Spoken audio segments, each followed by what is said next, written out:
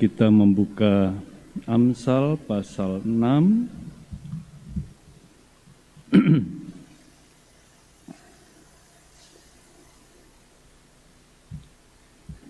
Ayat 16 sampai 19. Yang akan menjadi fokus kita adalah ayatnya yang ke-18 bagian pertama. Mari kita berdoa sebelum kita membaca dan merenungkannya. Kami datang sebagai pribadi yang utuh,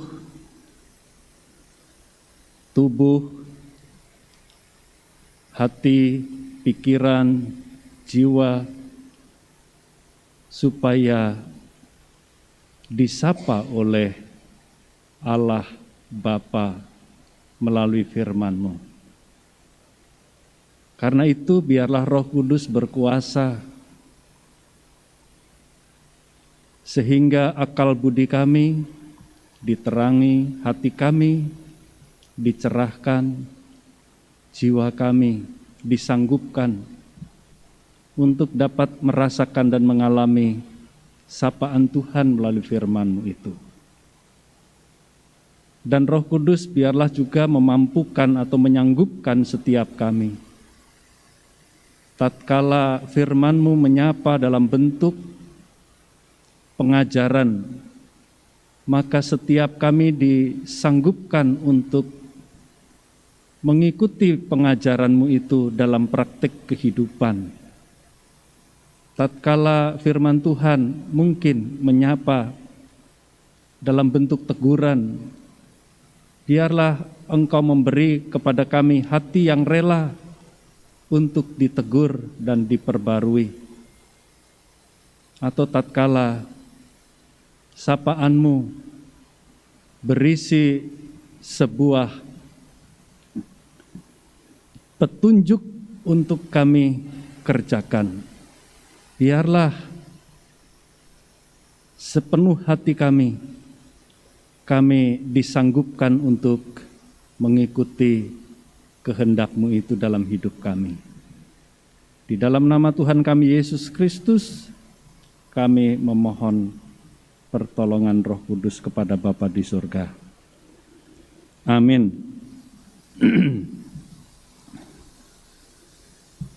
Amsal pasal 6 ayat 16 sampai 19. Saya akan membacakannya dari Alkitab Terjemahan Baru edisi yang kedua. Mungkin kalau Bapak Ibu memegang edisi yang pertama ada sedikit perubahan, tapi tidak signifikan ya. 6 perkara ini yang dibenci Tuhan.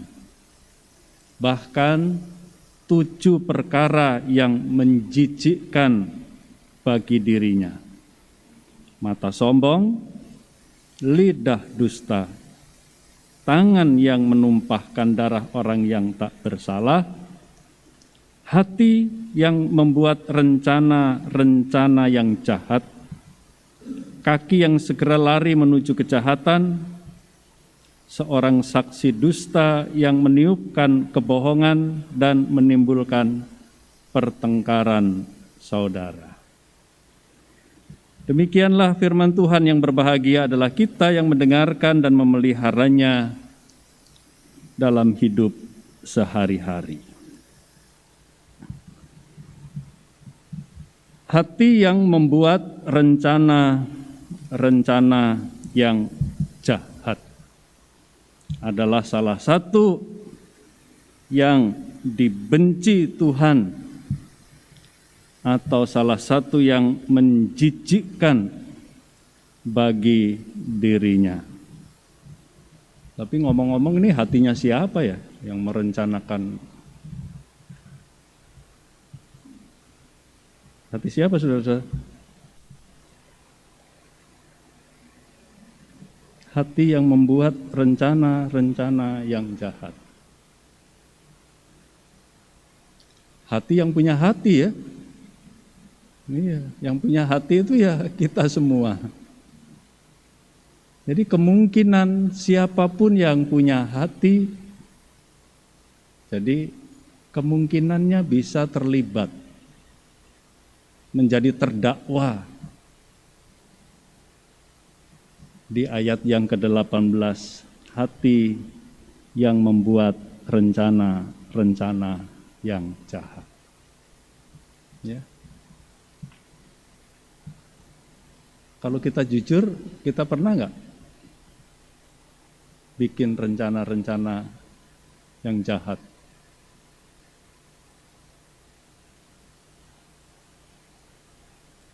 Pernah nggak Bapak Ibu? Pernah ya? Kita manusia berdosa kan? Ya tuh?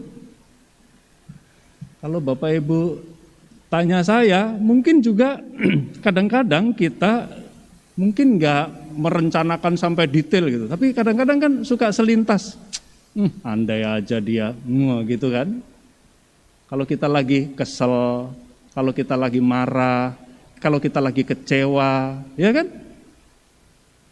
Maka kita akan tercobai dekat dengan hal-hal yang negatif, yang jahat. Ya kan? Kalau kita lagi emosional, di gereja ada nggak orang marah-marah? Hah? Ada? Ya kan? Terus pulang masih ke bawah nggak? Masih. Apalagi yang dimarah-marahin. Yang marah barangkali satu saat nih, ya, habis marah selesai nih, ya kan? Protes-protes, marah-marah, ya kan? Tapi yang melayani, ya, kan salah satu melayani itu gitu ya. Nah, melayani, dimarah-marah lagi. Itu bisa ada yang nggak bisa tidur loh saudara-saudara. Datang ke pendeta, Pak, aduh, saya mau mundur aja Pak. Kenapa? Saya nggak bisa tidur. Itu ada orang kok, aduh. Jadi saudara-saudara, mungkin ketika kita berada pada satu posisi, kita yang emosi, kita yang marah, kita yang kesel, meluapkan, barangkali bisa jadi ya, ada kan orang gitu, terus habis itu ketawa-ketawa gitu. Tapi yang kena damprat, kena omelan, ya, menjadi sasaran ini, bisa nancep, ya, terluka, bukan secara fisik tetapi hatinya.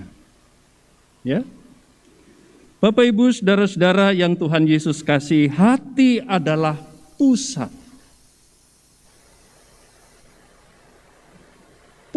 komando. Apa yang kita pikirkan bisa jadi telah kita pikirkan baik-baik, kepala ini cerdas. Tetapi kalau hati kita sedang panas, kalau hati kita sedang jengkel, otak itu ikut hati. Betul nggak sih? Hati boleh panas, kepala harus dingin. Aduh, susahnya minta ampun itu mengikuti nasihat itu. Ya kan? Kalau hati lagi panas, kepala suruh dingin. Waduh. Ya kan? Yang harus didinginkan tuh hatinya dulu. Otak mah ngikut aja kemana disuruh, ya kan? Hati adalah pusat.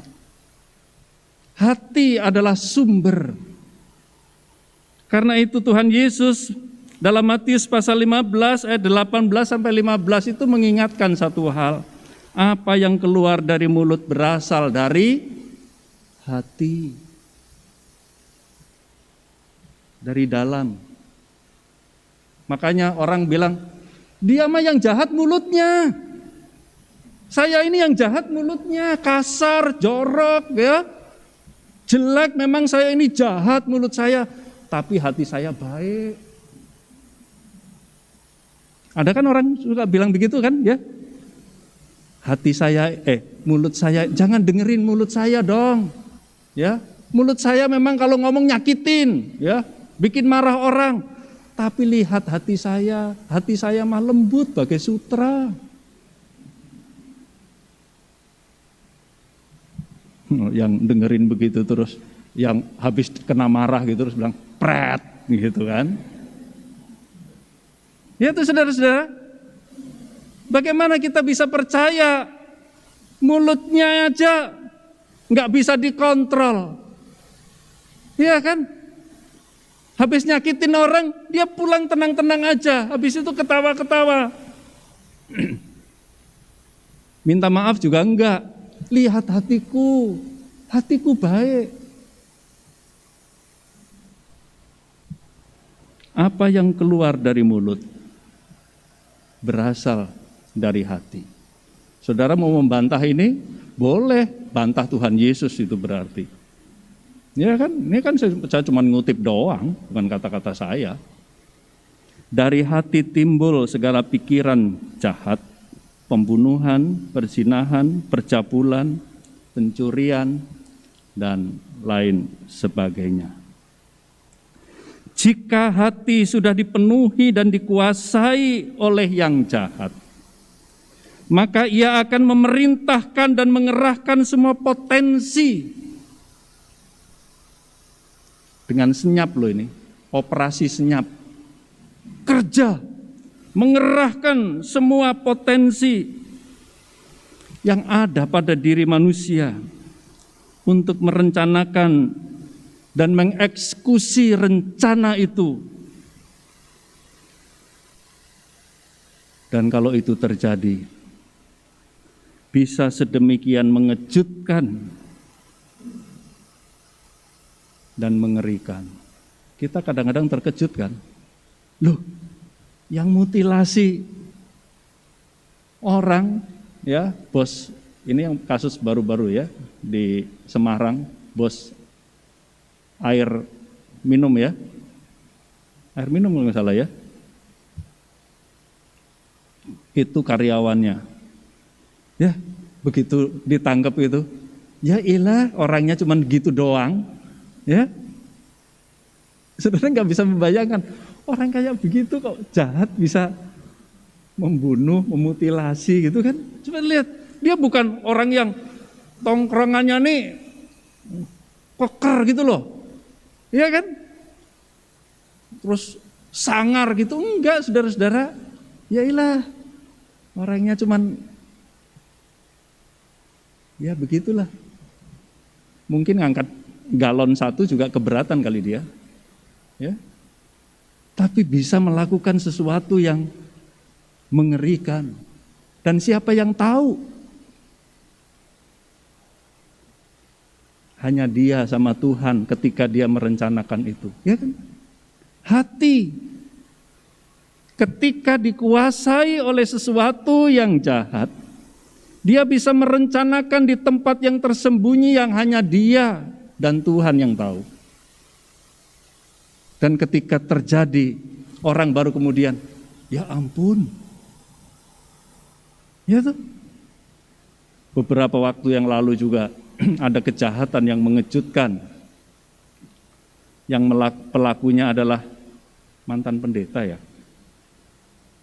Yang membawa korbannya di lift ya kan.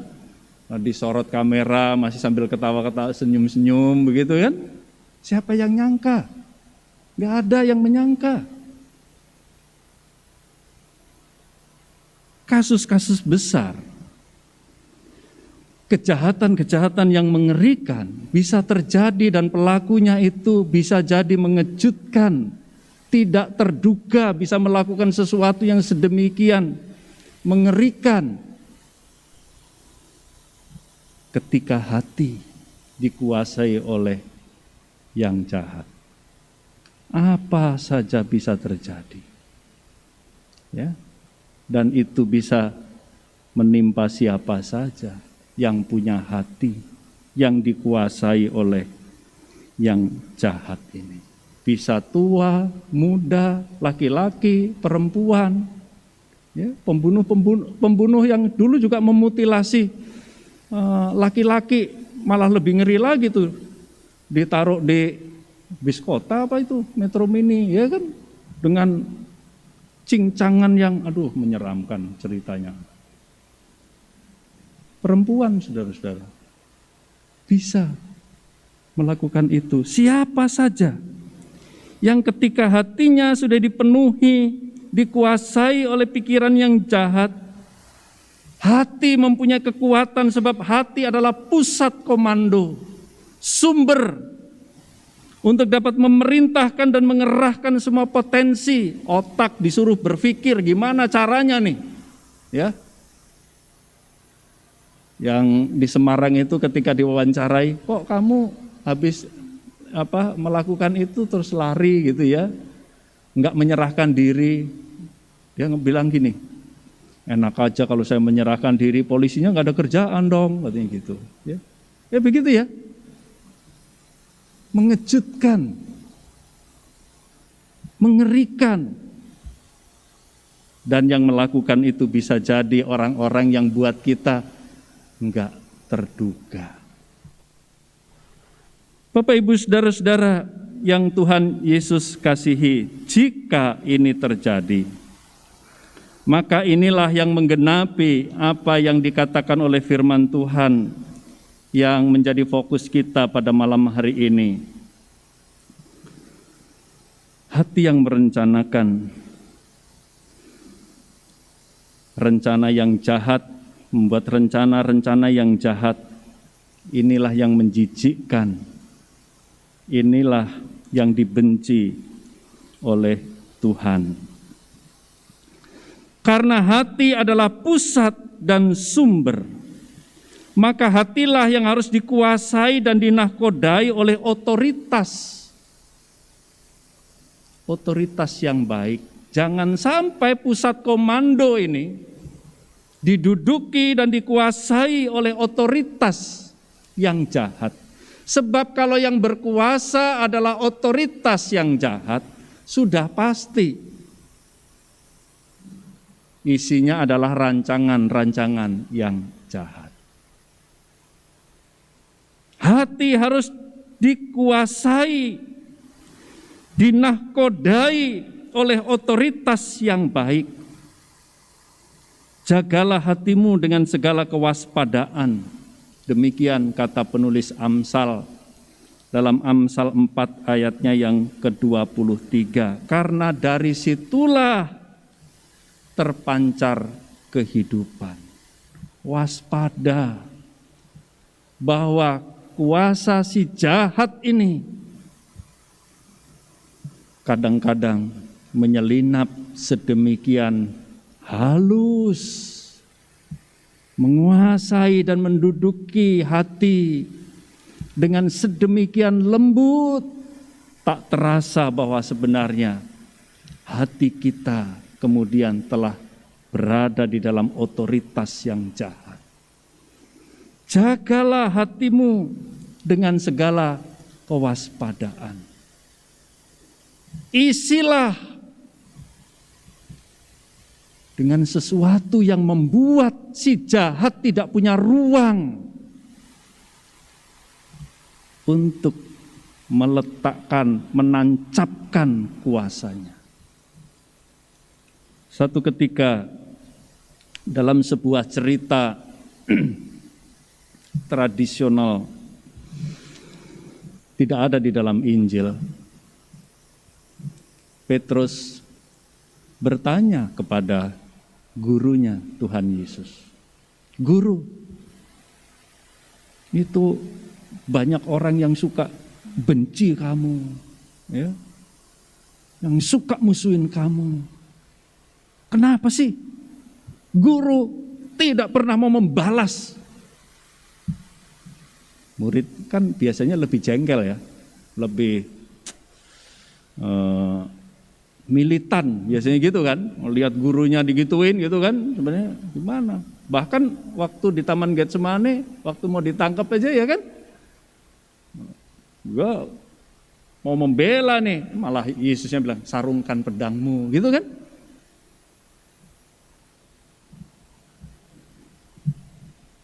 Lalu Tuhan Yesus menjawab pertanyaan Petrus itu, "Simon, aku kamu suruh balas bagaimana?" "Ya balas Kak, kalau dia lemparin kamu dengan batu ya balas Kak, lempar dengan batu. Atau nyuruh kami lah, atau apalah, kan gitu loh." Kira-kira gitu tuh. Oh gitu. Simon, dari mana aku bisa membalas? Sebab aku pun nggak punya niat, tidak punya energi, tidak punya kehendak untuk melakukan seperti yang kamu minta itu.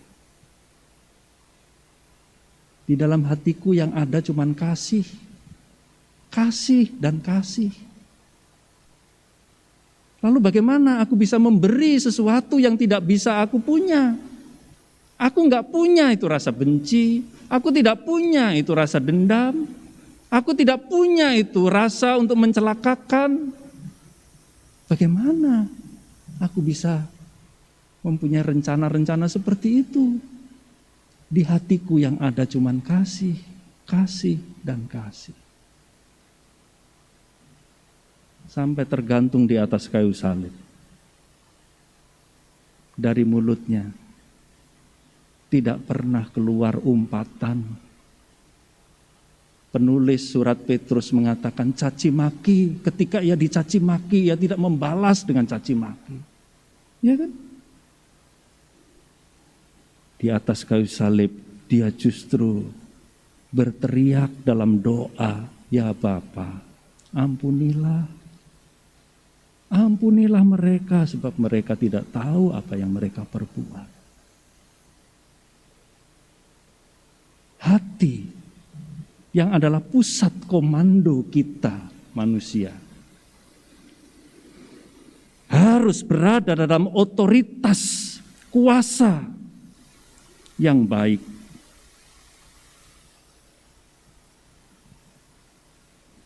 Bukankah dalam malam-malam doa Pentakosta ini kita sedang memperingati hari pencurahan Roh Kudus dan otoritas yang baik, otoritas Allah itu diberikan lewat Roh Kudus untuk berotoritas dalam diri kita. Kita nggak perlu mencari-cari, kita tinggal memberikan. Ini Tuhan hatiku, ini Roh Kudus, silahkan engkau kuasai. Ini milikmu. Hatiku bukan milikku, hatiku adalah milikmu, ada dalam otoritasmu. Berkuasalah sepenuh-penuhnya, jagalah dia seketat-ketatnya dari yang jahat. Sebab kalau kita disuruh menjaga hati kita sendiri, ya roh memang penurut, daging lemah, ya kan? Baru keluar dari halaman gereja, ya pencobaan sudah datang. Oh, jangankan keluar ya, di dalam gereja juga kadang-kadang pencobaan sudah datang ya.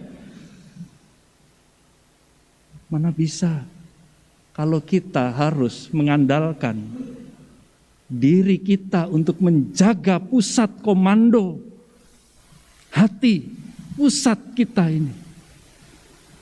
Allah berbaik hati untuk memberikan rohnya, berkuasa, menolong setiap kita, menuntun kita. Karena itu jadilah orang-orang yang bukan cuman percaya pada otoritas Allah, tapi mempercayakan diri, trust kepada Sang Penguasa, yaitu Roh Allah itu yang berkuasa atas hati kita. Jagalah hatimu dengan segala kewaspadaan, serahkanlah kepada otoritas ilahi Roh Allah, dan isilah dengan kasih, karena Tuhan sendiri menghendaki kita. Kasihilah Tuhan Allahmu dengan segenap hatimu, jangan disisain. Kadang-kadang kita nggak mengasihinya dengan segenap sih ya, jadi hatinya nggak genep. Masih ada ruang-ruang kosong. Aduh, kalau buat Tuhan semuanya, buat gua mana dong, ya kan? Itu yang ruang-ruang itu lalu kemudian diisi oleh yang lain. Kasihilah Tuhan dengan segenap hatimu. Supaya seperti Tuhan Yesus ketika diminta oleh Petrus, bales dong. Aku tidak punya. Sebab kita hanya bisa memberi dari yang kita punya. Sementara yang aku punya cuman kasih, kasih, dan kasih. Bagaimana aku harus memberi selain cinta kasih? Isilah dengan firman Tuhan. Jangan cuma diisi firman Tuhan itu diberi tempat cuma di telinga. Tapi di telinga pun juga udah bagus sih. Buat pengantar tidur kadang-kadang ya, kalau bisa tidur. Dengerin firman gitu, bisa cepat pules. Di gereja apalagi, wah cepat lagi saudara-saudara. Ya, makanya kalau saya khotbah ada yang tidur, saya juga bersyukur. Ya, orang tidur itu happy. Coba kalau saudara nggak bisa tidur, gelisah kan? Paling tidak kalau udah tidur itu nanti bangun seger, ya kan? Lah pendeta kalau jemaatnya itu sehat itu ya seneng toh, ya kan? Makanya saudara, kalau saudara saya khotbah ya, diundang di GKI Pagi sini, terus saudara tidur nggak apa-apa. Tapi jangan pendeta saudara yang khotbah terus saudara tidur, nanti marah dia. Ya, Pak, marah nggak Pak? Enggak ya Pak ya. Biar aja Pak, kalau umat kita tidur. Saya ngomong begini di mana-mana saya ngomong loh saudara-saudara. Jadi bukan apa, cuman ini. Enggak apa-apa tidur ya. Saya khotbah kapan hari itu di Nurdin ya, misalnya. Di Nurdin. Apa Kepaduri gitu. Lupa saya. Beneran memang ada beberapa jemaat yang tidur, ya. Terus istrinya langsung bangun, disinggung tuh sama pendeta tuh. Saya bilang, loh kan saya udah bilang nggak apa-apa tidur Bu, biarin, ya. Nanti kalau habis tidur seger, ya kan? It's okay, ya. Nanti ibu di rumah kalau suaminya udah seger ceritain tuh khotbah saya apa, gitu, ya kan? Biar diterima dengan baik. Ya, kalau orang lagi suntuk suruh dengerin khotbah bisa tidur juga udah untung tuh. Ya kan? Yang ada kan kadang-kadang batuk-batuk gitu, ya. Terus wah kayak tiba-tiba terserang alergi apa-apa gitu ya, gatel-gatel gitu ya kan. Duduk, bangun, wah gesek-gesek gitu ya. Kalau tidur kan nggak ganggu yang lain. Paling ganggu penglihatan pendetanya aja, ya kan, masuk pendetanya nyerocos tidur gitu. Tapi saya sudah mempersiapkan diri kalau semua saudara tidur, saya akan berhenti kalau memang bahan saya udah selesai. Iya benar. Tapi gara-gara saya ngomong begitu tuh jarang yang mau tidur, ya kan?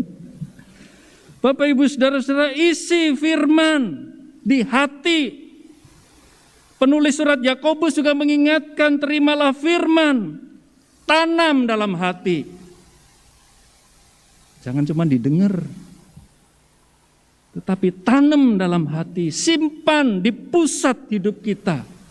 Kalau di pusat komando ini diisi oleh hal-hal sebagaimana yang dikehendaki sang otoritas kebaikan, yaitu Roh Allah, kasih, percaya kepada Allah, trust tadi itu, firman, nggak ada lagi tempat Bapak Ibu saudara-saudara untuk yang lain, otoritas-otoritas yang jahat itu berkuasa. Ketika hati kosong, firman nggak diisi, ya kan? Roh Kudus juga suruh tinggal di gereja, jangan ikut-ikut ya. Ini nih lagi ngurusin bisnis ini. Ya, Tuhan, ya, wes loh. Nanti seminggu aku kunjungi deh kamu. Percaya deh. Ya, aku nanti datang. Wes. Duduk manis saja di gereja. Nanti tak kunjungi. Tapi kalau aku sudah lagi begini nih, jangan ikut-ikut. Kalau hati kosong, Tuhan pun tidak diberi tempat, apalagi firman-Nya, apalagi kasih-Nya, ya. Maka kekosongan itulah yang membuat si jahat masuk. Lalu mau diisi apa, saudara-saudara? Kalau firman enggak, kasih enggak, Roh Kudus enggak, mau diisi apa coba? Disitulah yang jahat itu bisa menguasai kita. Sebab bahannya di dunia ini begitu banyak pintu masuknya. Ya, di jalan kita bisa jengkel, bisa marah, ya. Di gereja, di rumah, di tempat kerja, terlalu banyak bahan untuk kita punya pintu-pintu, sehingga si jahat ini menawarkan rancangan-rancangannya. Karena itu, serahkan hati kepada Sang Pemilik otoritas kebaikan, Roh Allah yang berkuasa sampai di tempat yang tersembunyi. Isi hati kita dengan firman, dengan kasih, dengan hikmat, takut akan Tuhan. Dengan begitu tidak ada ruang untuk si jahat serta-merta berkuasa menancapkan rancangan-rancangannya pada kita. Untuk segala sesuatu yang hendak kita niatkan atau rencanakan atau putuskan atau kerjakan, pertama-tama bukan sesuatu yang kita niatkan atau rencanakan itu yang perlu diuji. Tetapi yang pertama-tama harus diuji adalah hati kita terlebih dahulu. Ujilah hati kita. Siapa dan apa yang sedang berkuasa memenuhi hati ini? Kalau kita dengan yakin bahwa ini adalah Roh Allah, Sang kebaikan, kasih, firman, Sang kebenaran yang memenuhi hati kita itu, roh takut akan Tuhan, maka sudah pasti yang kita lakukan adalah hal-hal yang bukan yang menjijikkan, bukan yang dibenci oleh Tuhan, tetapi pasti yang berkenan kepada Tuhan. Semoga kita selalu menjaga hati kita dalam segala kewaspadaan. Tuhan memberkati kita semuanya. Amin.